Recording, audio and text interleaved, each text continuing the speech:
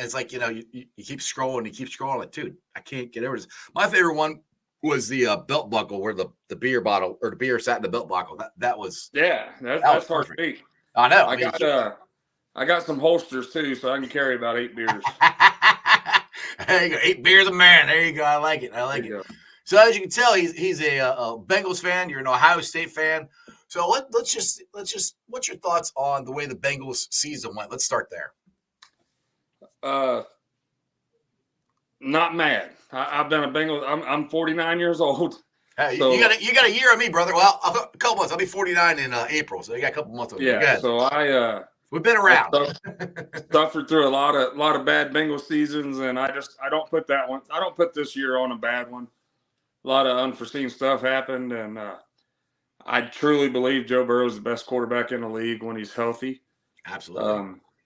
That dude down in Kansas City can go kick rocks because he's the biggest. I won't even go there. But anyway, Joe Burrow is the best quarterback when he's healthy. Absolutely. So next year, come out, hopefully start off a little better than we had the last few years, and we'll be right back where we were last year. To me, that's the key. I mean, we got off to a slow start this year. We got a slow start last year. We got out of it last year. If Burrow doesn't get hurt again, I think we get out of it because we had that 4-game stretch where we played Austin. We're not going to talk about the Texans game. That one was just right. I don't know what happened there. But I'll tell you, C.J. Stroud's going to be hard to beat for the next several years. Yeah. Mm-hmm. I mean, I truly think he's great. Yeah. And he shows it week in, week out. He proved it yesterday. Freaking And the Bengals also, if you watched, I'm sure most of your viewers did, if you watched the playoffs this weekend, the Bengals would have beat any team absolutely that played, NFC absolutely. Or AFC or whatever. Absolutely. I mean, we would have gave Kansas City a run for their money, that's for sure. But better than Miami. Miami didn't freaking show up. But what was let's talk a little NFL playoffs. What was the more surprising thing there? The way the Cowboys played or the way the Eagles played? Because both of them sucked. Yeah, well, the Eagles were already kind of trending that way. Right. But we expect it from Dallas.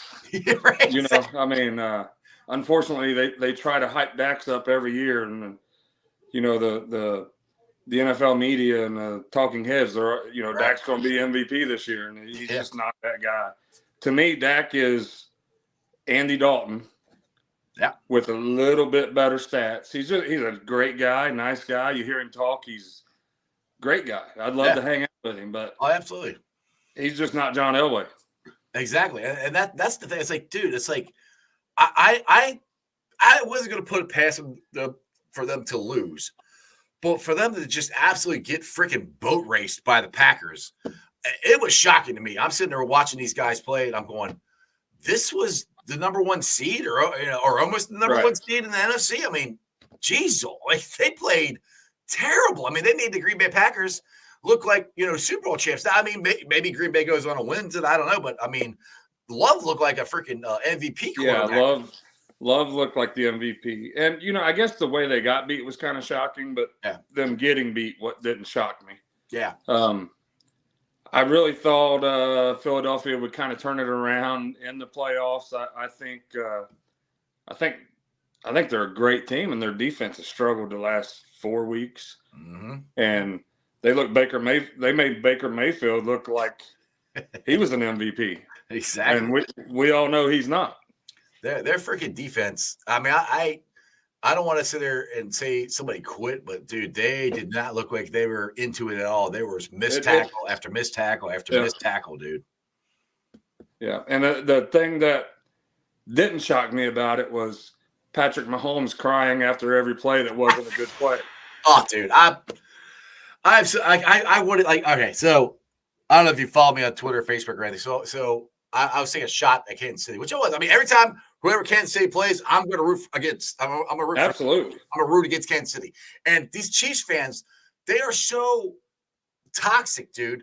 So I put a GIF out there. I put the Bengal stripes in the background. I put the Dolphins logo, and I said, just like Jamar says, anybody but the Chiefs or whatever, who day. So I'll be rooting for Miami, something like that. I said, yeah, I got 200 20, I don't know, a lot of comments, and 90% of them are Chiefs fans. They're like, "Oh, you're trolling Chiefs fans." I'm like, you came to my page. I didn't go post it Right. on yours. You came to me.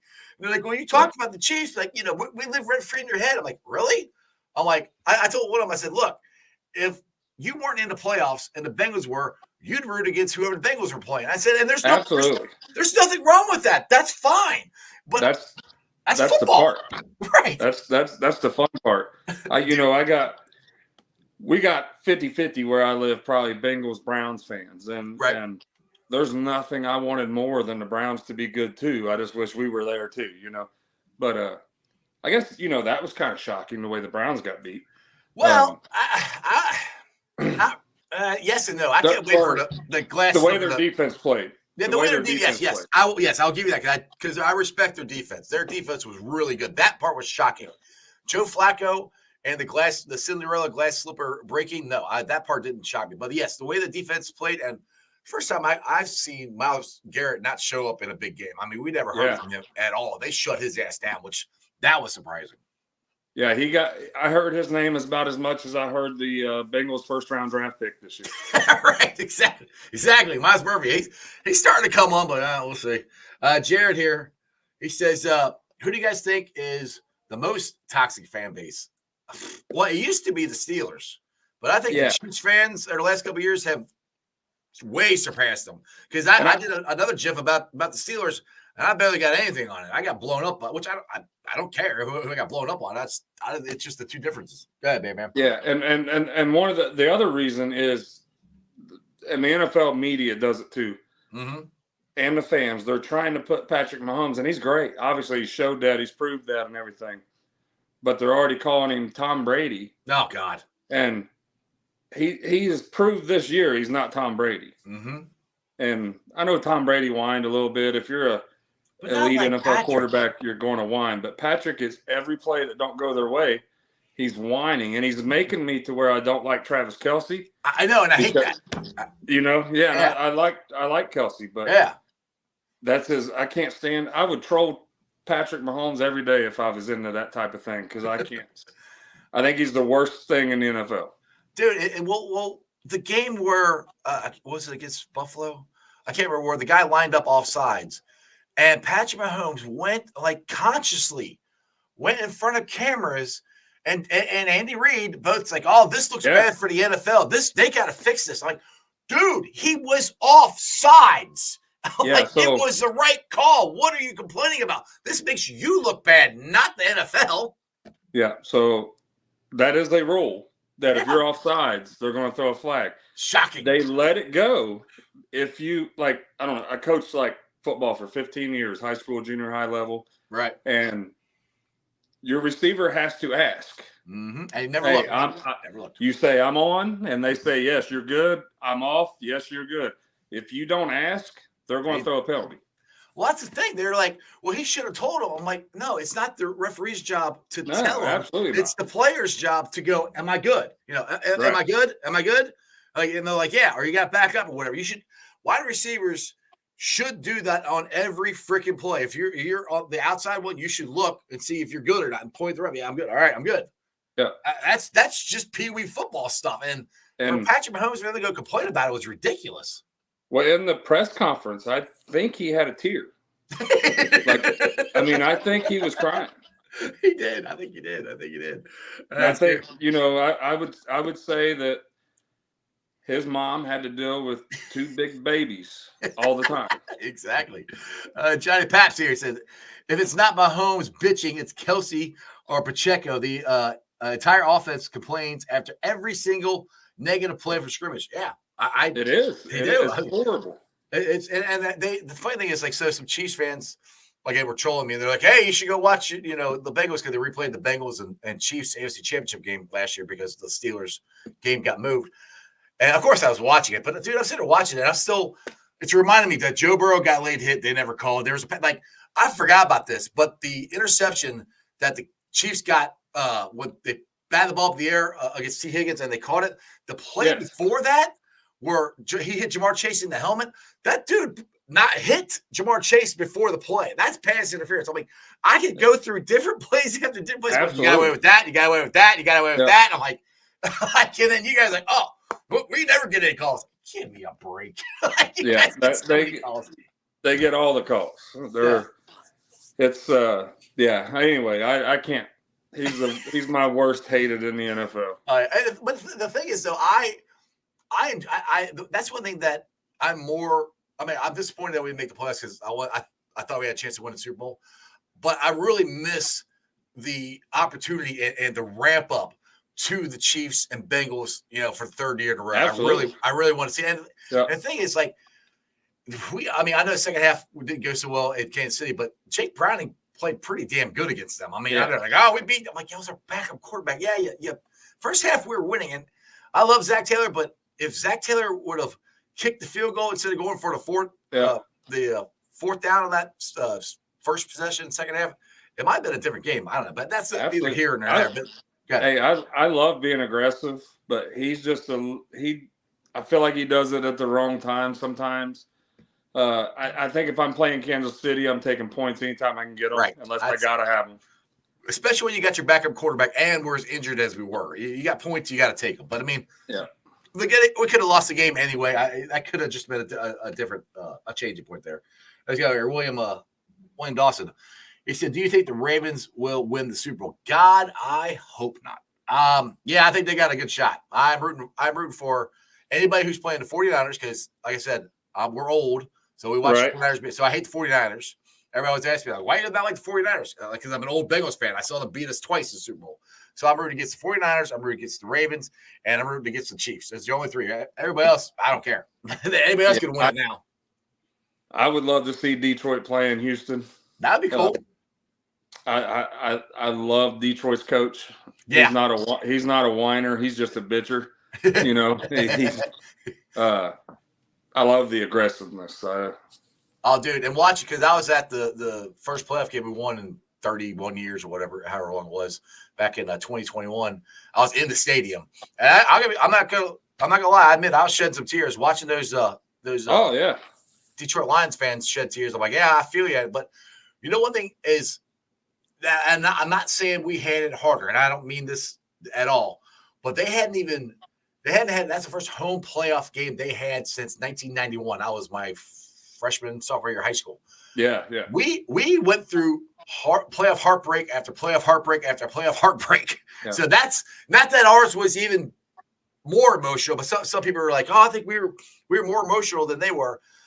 That's the only thing I say. Man, we actually were at the games and watch them in the playoffs and freaking lose them. So, but either way, shout out to Detroit. I mean, that would be the team that I think would be cool. But my wife is from Florida, so I'm kind of contractually I have to root for the Buccaneers. If I still want to stay married, so I'm kind of root for them too. And which I was happy to see Baker Mayfield play like he did because, dude, I'm not a Browns fan, but I think the Browns completely screwed him. They screwed up. Go ahead.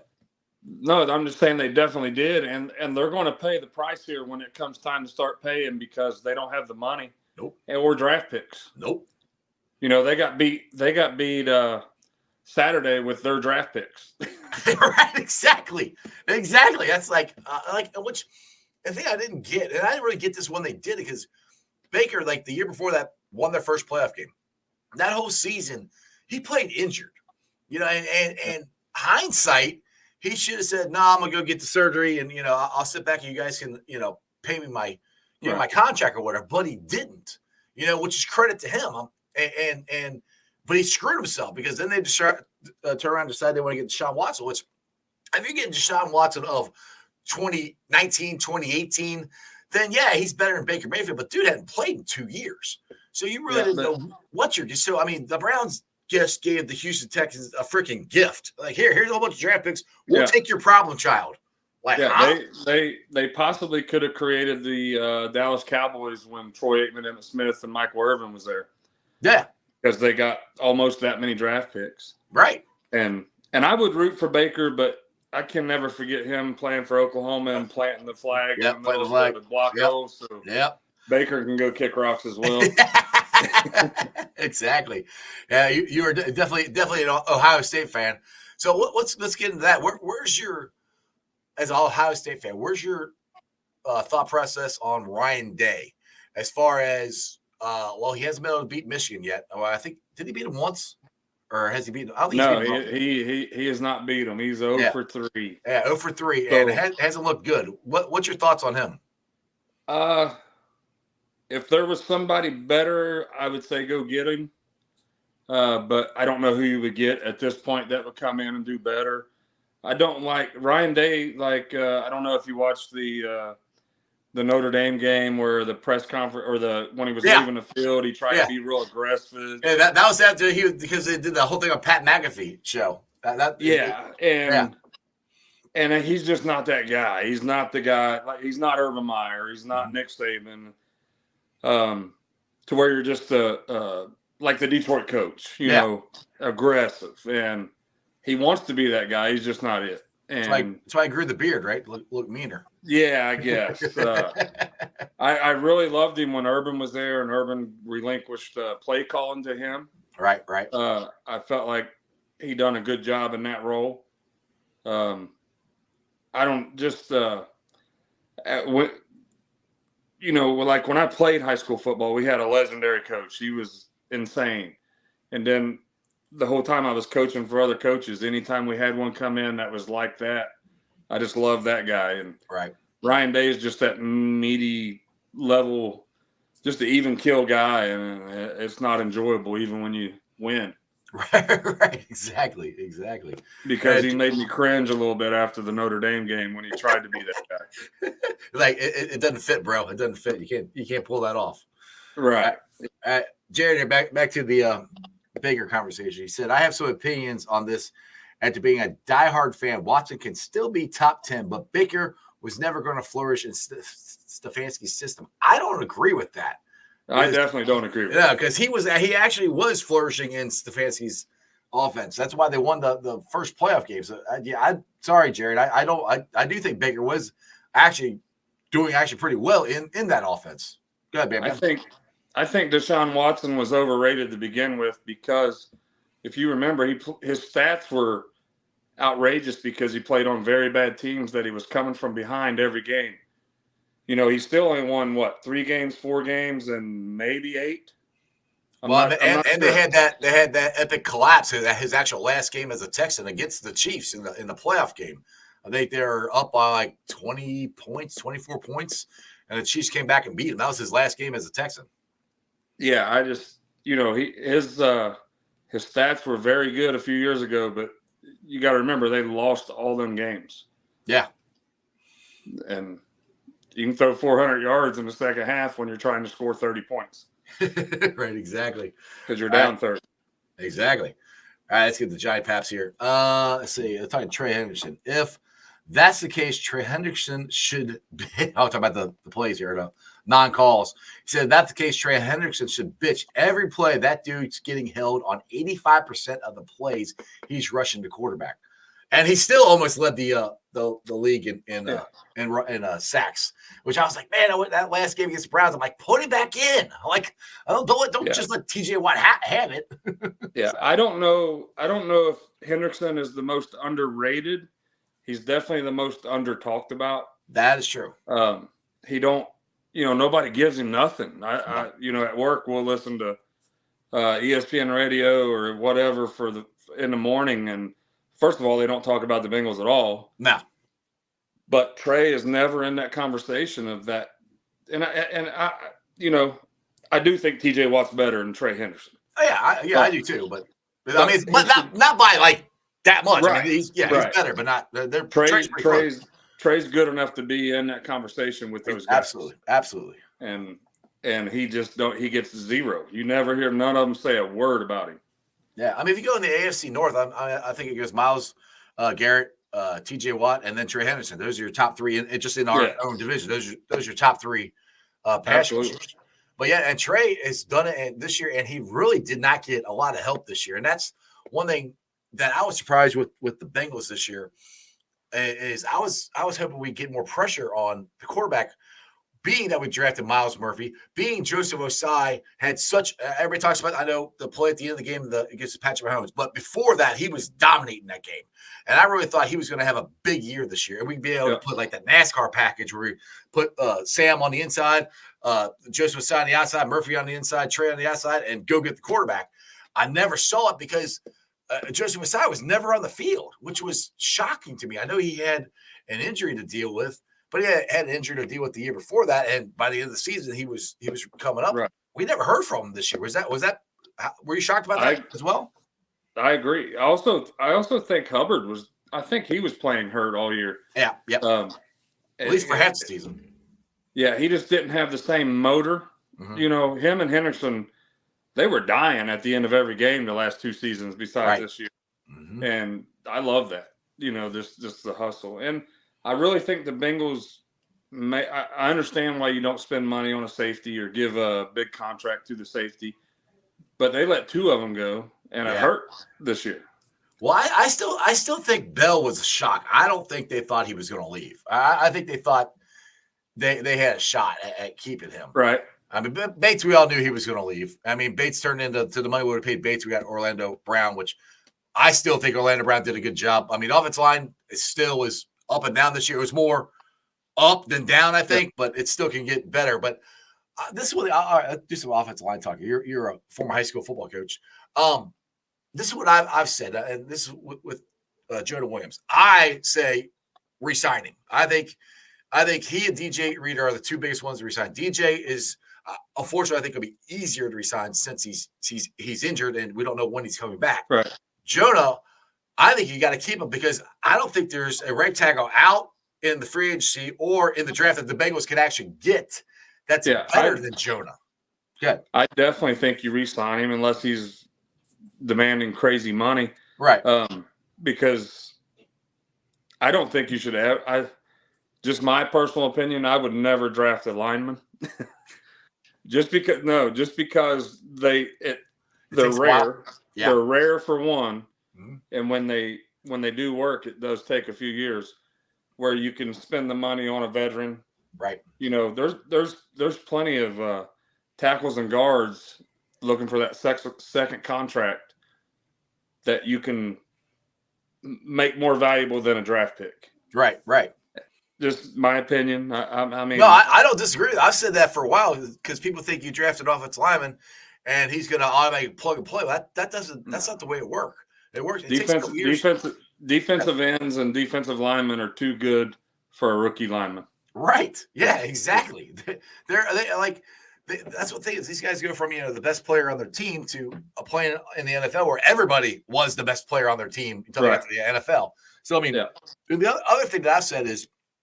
And if you had the same 5 guys on the offensive line back-to-back years, to me, that's going to help that right there alone of having the same 5 guys in the same positions, you know? Yeah, absolutely. And people, my buddies around here, a few of them will complain about Orlando Brown, and I think he done fine. I think he did fine.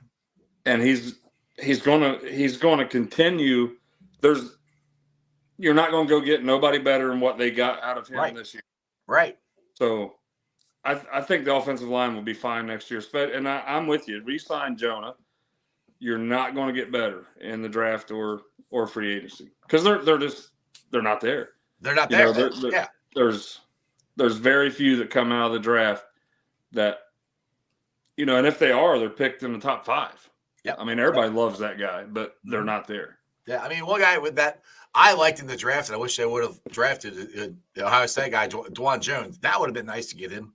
But by the time people are like, well, why didn't we draft him? It's like, well, because we had Jonah Williams and they signed Orlando Brown. So, but hindsight, maybe you could have kept Dwan and drafted Dwan and kept him, as a backup, and then you can let Jonah go this year, and and he could take over next year. But that's hindsight. So if available, I can't even think of his name, but do you draft Georgia's tight end if he's there? Brock Bowers? If he's there, see, I would, but I had a lot of people say I wouldn't draft a tight end in the first round. The thing, they should have drafted one last year. We had a historic draft. And just watching the playoffs, seeing rookie tight end after rookie tight end make playoffs, like plays like, yep, I wanted to draft him. Yeah, I wanted to draft him. Like, there's a lot of them. Yeah. So Brock Bowers, yeah, I would say yes, because if you everybody keeps saying Joe Burrow doesn't use a tight end. I think that's bullcrap. He does if he gets open. If you got an elite one like Brock Bowers, I think Joe Burrow would love it. Yeah. I mean, the guy they brought in off the practice squad this year. Tanner Hudson. Yes, I love that dude. Yeah. He come in, nobody knew who he was. He was getting open. They used the shit out of him. Yeah. It kind of faded away a little bit, but he was the leading tight end in receptions, and he played half the games. I mean, I'm cool. Like, I would love this tight end room next year. If you got Tanner Hudson and Drew Sample as your backups or whatever, or one, and maybe Tanner Hudson number one at the beginning, and you got Brock Bowers, give me that tight end room. I take that all day long. And that's the thing. It's like, you're talking about Tanner Hudson. Me and my buddy Dale, who does Bengals and Brews, both of us were on him at training camp, because I saw him, because I go to the Bengals practice 10 minutes from my house. I go down and watch it on the bridge. And I remember watching 87 in practice. I'm going, who is that guy? And I started looking it up. Like, wow. I said, when we get him? And I was talking about it, and I thought he was going to make the team from training camp. I was surprised he didn't. And then when Irv Smith got the start he got, I'm going on my show like, dude, Tanner Hudson, bring him up here. Yeah. And he played great. And that's the thing. It's like Joe Burrow makes tight ends who can catch the ball look really good. If he gets a tight end who can catch the ball, run after the catch, and block, and baby, just think about this. If we had a tight end who could catch the ball and block, that would make it harder for the defense to figure out what we're going to do. Because if Drew Sample comes in, most of the time we're not throwing him the ball, you know? Yeah. And, you know, other than a tight end, in my opinion, they're going to draft offense. Yeah. Where do you draft? You're not going to be high enough to get Marvin Harrison. Or the LSU receiver. Mm-hmm. So where do you draft? If he's available, and some people say he is, some people say he won't be, pick him. Yeah, well, I want to say that's a bad thing about being 18. 18 is you're right on the verge of it going downhill. But then I say that, and then we got T. Higgins at the beginning of the second round, so you can find people. Now, what's your thoughts on? Actually, it's 6 o'clock. Do you need to get going, or you got time? I got a few minutes here. Okay. So T. Higgins. I find this interesting of what Joe Burrow and Zach Taylor came out this week and said. Joe Burrow was asked, about T. Higgins. He goes, yeah, we expect T. Higgins to be here next year. Zach kind of said the same thing. Joe also said, they asked him about his contract, and not so many words, did you work stuff out? He goes, yeah, there's things put in place to help out or whatever. However he said it. I'm not trying to quote Joe, but how he said there's stuff in place for him to be able to keep his weapons, like Jamar Chase said at the Super Bowl last year.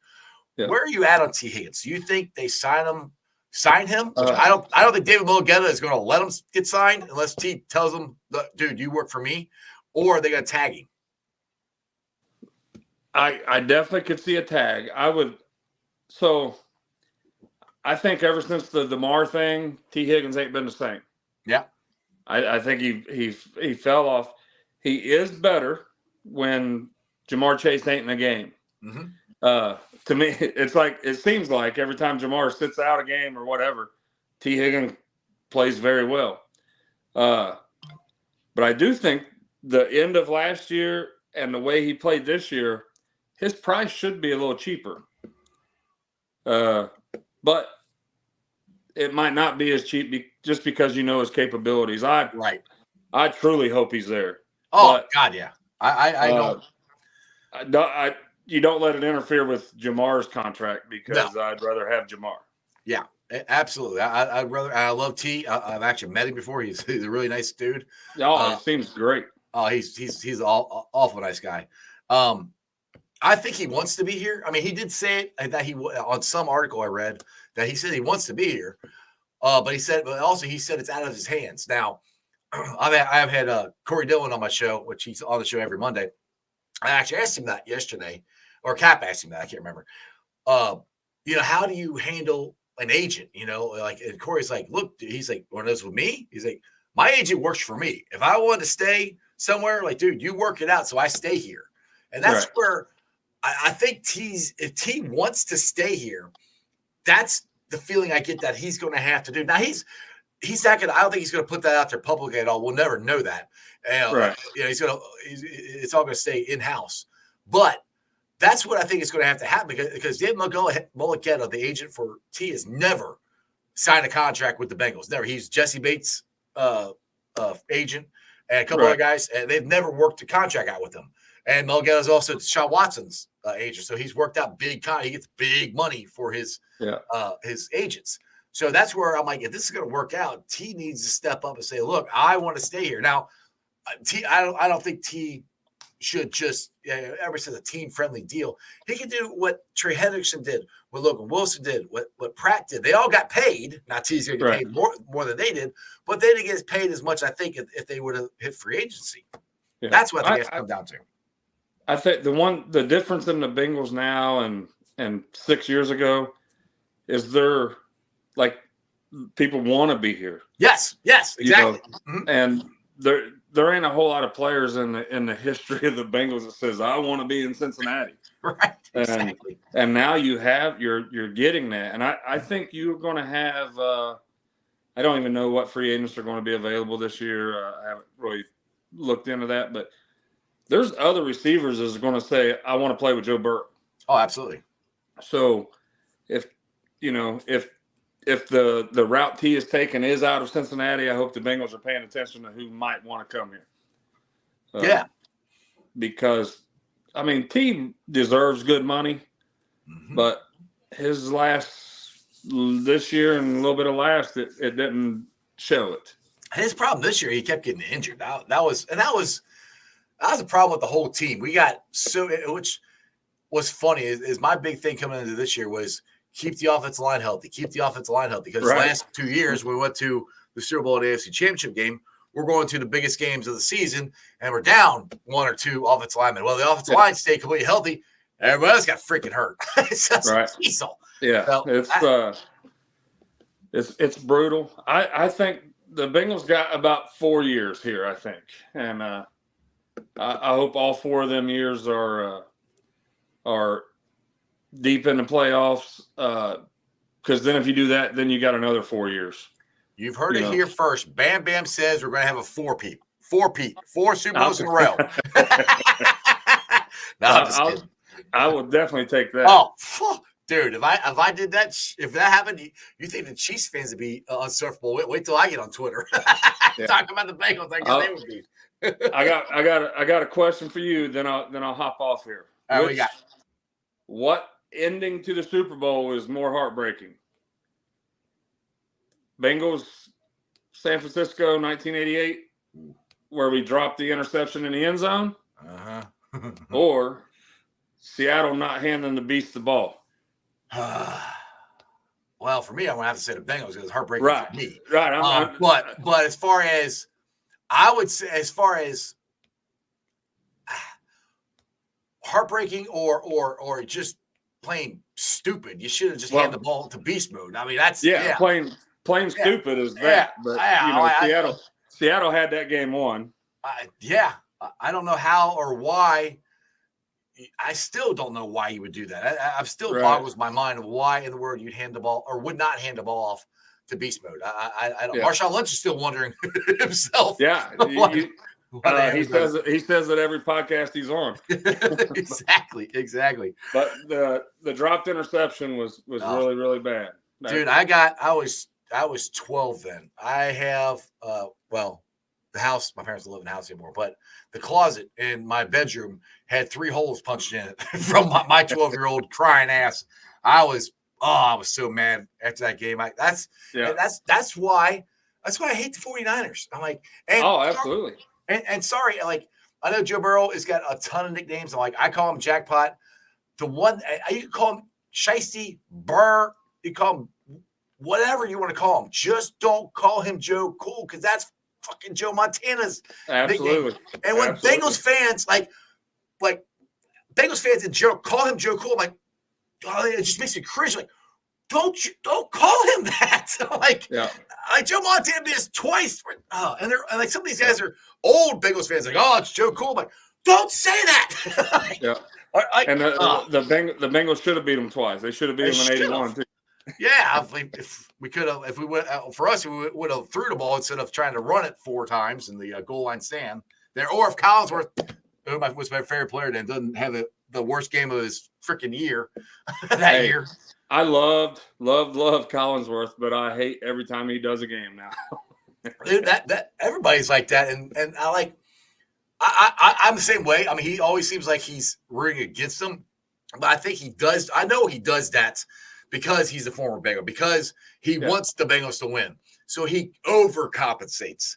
So that's why Bengals fans can't. And he's like, and he said this on different podcasts. He goes, "I'm a Bengals fan, but I can't act like that when I'm doing a national broadcast." He's just like Herb Street with the Buckeyes. Herb Street kills the Buckeyes. Yeah. And Herb Street had to move out of Columbus, dude. Yeah. He was in Tennessee. I think he's here now in Cincinnati. He moved here because one of his sons playing here at football at St. X. So I saw that.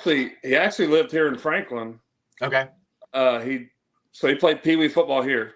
Okay. And then him and his dad, I guess, seen a better route at Centerville. Yeah. Because we did have I don't know how long you've been a UC fan, but I don't know all if you my remember life. A quarterback they had, Lance Hart. Would have been. He came from South Carolina. Okay. He was a year younger than Herb Street and pretty good. I'm not saying that's why he moved, but there was a pretty good reason to move. Yeah, but Lance had went to South Carolina, and the freaking head coach died. Oh God! And the new coach moved him to tight end. So then he transferred to UC. Yeah. And what year was that? I don't remember. That would have been 89. That would have been 90, 91. Huh. Okay. That would have been 90, 91 was really hard to pay attention to Bengal football, Bearcat football, even in Cincinnati. That was right. That was when I think was Tim Murphy the coach then. That was sounds right. Yeah, Tim Murphy, he didn't win a lot. His stats were pretty good. They didn't win much. So. No, Tim Murphy actually left. He left UC voluntarily to go to, was it Harvard? I think he's still the coach there. I think, or one of those Ivy League schools. Yeah, dude, I remember I went to UC my freshman year was 94, and you could literally walk into the stadium. There was nobody. Yeah, nobody went to. We went down a few times then. Yeah, that's why everybody was asking, like, why are you an Ohio State fan? I was like, well, because Ohio State was the team in Ohio to root for college, because Bearcats weren't even on TV. They weren't even in a conference. I mean, UC was in the Metro Conference. They didn't have – there was no Metro basketball conference or football conference. They were independent. And look at them now. Look at them now. They're in the Big 12. Big 12, we got our asses completely stomped. Hopefully that'll change this year. We knew that was coming. Yeah, hopefully that'll change. Hey, the basketball team is looking pretty good. I know we're 1-3 in the Big 12. They're actually playing tonight here at 7:00 playing TCU. Two 1-point losses. I know. 4 losses. The Texas game. God, if they make their free throws, they win the game. I was like, they don't miss so many daggone layups, they win the game. It's so, but it makes me more confident going to this game or just games in general. In the Big 12, because we actually have been in these games. Yeah, definitely. Both games. Good. Definitely going to compete, and it looks good for them. It's going to help recruiting, definitely for basketball. Exactly. So. And I mean, and Fifth Third is, and I don't know if you've been in there since they've redone it. It's unbelievable. It is one of the best. I heard it's awesome. It's one of the best basketball venues in the country. I mean, it went from one of the worst, because I love Shoemaker. But when they built Shoemaker, it was never built for just basketball. It was a multi-purpose, stands moved up. I mean, you could sit up in the top corners and you're staring at the student section. You couldn't see. You wouldn't be. You had to sit this way to see the court. Unfortunately, UC basketball lost a lot of my interest. I was a Bobby Huggins fan. Yeah, me too. And my quarterback in high school played for Huggins. Oh, yeah, who's basketball. That? Who's that? Ryan Fletcher. Oh yeah. Mr. Socks. We wore the big 2 socks. Yep. Yeah, he transferred to Middletown his junior year in high school. But yeah, he was a great quarterback too. Oh, dude, I remember Ryan Fletcher from his. If you look at from his picture from his freshman year to his senior year, dude, he bulked up so much. He went from a skinny dude to a freaking linebacker. He was huge.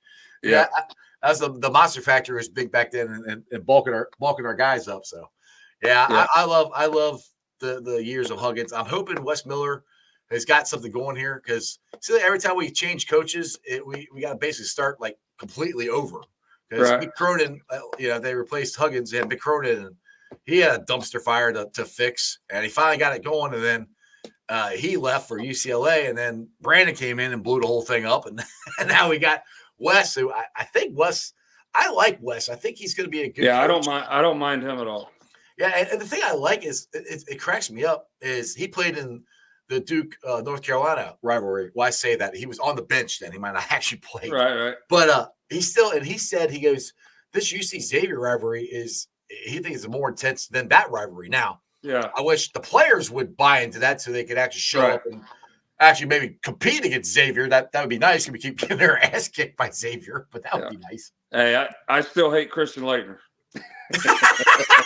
I see. You're all right. You're gonna hate me now. Because you did say you're a Kentucky fan. You're gonna hate me. I love Christian Laettner. I don't like Duke, but in high school, dude, I love that dude. I was a big Christian Laettner fan. Now, if he played the Bearcats, I would root against him just to put that out there. But I was in high school. I was a big Christian. He's a big goofy white dude who can play basketball. I'm like, hey, that's me. Man, I hate Duke as much as I hate Patrick Mahomes because I can see why. And then so when Luke Kennard went to Franklin. Right. So when he done his reveal, his whole family is Kentucky basketball. Right. We just thought he's going to Kentucky. Yeah. And we're standing there and he lets them blue balloons go. And I'm like, hell yeah, Kentucky. And he puts that Duke hat on. I was like, don't even talk to me. Son of a bitch. I just now got to where I can watch him now that he plays for Memphis. So right, exactly. All right, Bam, you've been on for 46 minutes. I appreciate you, man. Tell everybody where they can follow you at, and if you got any cool videos or anything you want to there's a couple goofy videos. Most, my wife makes me all the time. She makes me drink beer and eat wings. So God, that's got to be just terrible. I'll get me horrible. Man. Horrible wife. But it's called the Bam Bam Show on Instagram and TikTok. And if you're bored, give me a follow. Check out some videos. Hey, next time you're in town, you like chicken wings, you got to check out this place, Midwest Best Barbecue. They are delicious. I'll hook you up. They got the Uno wings. They got the CBT wings. I will definitely do that. Appreciate having me on. Anytime you're looking for somebody and you can't find them, give me a holler. I'll bullshit anytime. Sounds good, brother. Appreciate you, man. Who day? Right. Yep. All right, guys. I hope you enjoyed that as much as I did. Go give Bam Bam a follow. Like I said, he's a funny dude. I enjoy his videos. He's a big Miller Lite fan. Like I said, he likes chicken wings. He likes beer. He likes the Bengals. He likes Harvard Davidson, and he likes Ohio State. Right? Yeah. What can be better than that? I mean, it can be better if he's a complete Bearcat fan. But he did say he rooted for the Bearcats. But, Anyway, I hope you guys enjoyed that. Like I said, remember, make sure you guys are signed up for this. We're giving away – this is the giveaway this week. Excuse me. We're giving away 4 Cyclones versus Walleye tickets, a Marvel's hoodie, a Marvel hat, because the reason we're giving away a Marvel hoodie and a Marvel hat, it's Marvel night. So they do a lot of cool jerseys and stuff on Marvel night. So make sure you go sign up, ZTV Online. Make sure you subscribe to my channel because this Saturday I will be live at Midwest Best Barbecue. Me and my co-host will be Bengals captain. He's going to make the drive down. I had to twist his arm like, man, do you want to come down and eat some wings and talk some football with me? He's like, yeah, sure. So it was really hard to get him to come down here. But yeah, we're going to have some fun. Midwest Best Barbecue, 2 o'clock this Saturday. So make sure you're there. But first of all, make sure you sign up. And if you're at Midwest Best this week, they got the sign-up sheet right there in the restaurant. All you got to do is go to it. It should have a little QR code on it. You just put your phone up to it, and it'll bring you to the link so you can sign up for the contest on ZTV. And like I said, do me a favor. Make sure you go to my channel and subscribe because when I give it away, or when we give it away, we're giving it away on my show this Saturday. So we got the Bearcats TCU coming up tonight, 7 o'clock. Unfortunately, it's on ESPN Plus. It's like starting to hear. I want to go look what is on ESPN that they're showing instead of the Bearcats TCU game. But anyway, again, it's on ESPN Plus, so watch that tonight. This is not going to be – it's going to be another tough game. It's a Big 12 game. I mean, TCU just beat Oklahoma. They went toe-to-toe with Kansas City. Or excuse me, Kansas City. I got Chiefs on my brain. Kansas. So they are a very good team, very solid team. Bearcats, of course, got a shot to win it. They got to stop their main scorer, and I can't think of his name offhand. I should have wrote it down, but I didn't. Make sure they put a body on him because that's the thing that they have not done. The big score for the other team, they have not stopped that guy. Yeah, whoever is their main scorer. They've been scoring with him, playing good defense. They got to stop, at least get a couple stops on him. Make your free throws, play good defense. And we've been rebounding the crap out of the ball, which I love. So we just got to make sure that we make some more plays, make our free throws, and we can be in this game, I think. Anyway, make sure you guys check it out tonight at 7 o'clock on ESPN+. Anyway, thanks for watching, guys. Shout out to everybody who's watching on ZTV. Hey, Superfry Strong, what's up? Where you been at? I'll put you on there. What's going on? Well, it's been a while since I've logged into my account. Yeah, that's what I was saying. It's like, where you been at? Great to see you're still kicking around with the show. Thanks, man. I'm glad you're back, and I hope you're still in the service or what you're doing. But welcome back. And they also beat Houston. Yeah, that's true. That's true. You're right. TCU also beat Houston, and Houston is overrated. I hope Houston's overrated. I want to kick Houston's ass. I would love to. Augie went up. That's a bad slip. Chiefs fans. Yeah. Going to claim rent free. Oh, yeah, exactly. We're rent free. We're rent free. I'm like, every time they say that, I'm like, I like free rent. I'm like I keep saying it. And I'm literally what I'm doing right now, laughing. That's what I'm doing when I'm reading these comments. I'm laughing and typing some smart aleck thing back or whatever. And they're like, oh, go look at your rings or go look how many Lombardi you got. I'm like, okay, like I don't have any, not yet, but we're going to next year. Told you the script has already been written. We already got the logo out there. Next year, 2024 or 2025 Super Bowl. We're going to be in New Orleans. Matty Myers has already bought or got his hotel. He's got a belt that says Jackpot Joey on it. Dude, it's happening. Whether you want to believe it or not. And if you don't, I don't really care. Because the Bengals and Joe Burrow, Jackpot Joey, are going to win the Super Bowl next year. Shout out to everybody watching on ZTV, ZTV Online, YouTube. We're at 2,491 subscribers. My Facebook is blowing up. I love you guys. 3,331. X, I got 3,943. Everything's going up, which is great. Rumble, I got like 3 people on Rumble. I'm working on that one. But make sure you follow me on Facebook, X, Instagram, Twitter, and TikTok. I'll be pulling this off later on tonight, put it on the podcast. Make sure you check it out. It's on BeanPod, Apple iTunes, Spotify, Google, Stitcher Play, pretty much wherever you get your podcast. Please make sure you rate, like, and review. Leave a 5-star review and a comment so more Cincinnati fans can find my podcast. It just helps. Just like this. If you're watching the show, you're still watching, give me a thumbs up. Please share it out because the only way this show gets out there and I get out to more people is your help. That's the only way I've gotten to where I'm at is your help. And as always, I appreciate every single one of you guys. Other than that, let me see here. I got, let's see. Do I got Ace on tomorrow? Hold on. Let me see. Let's see. Do I? Yes. I got my boy Ace Boogie on the show tomorrow. It's been a little while since he's been on the show, so I'll be glad to have him back. So make sure you check it out.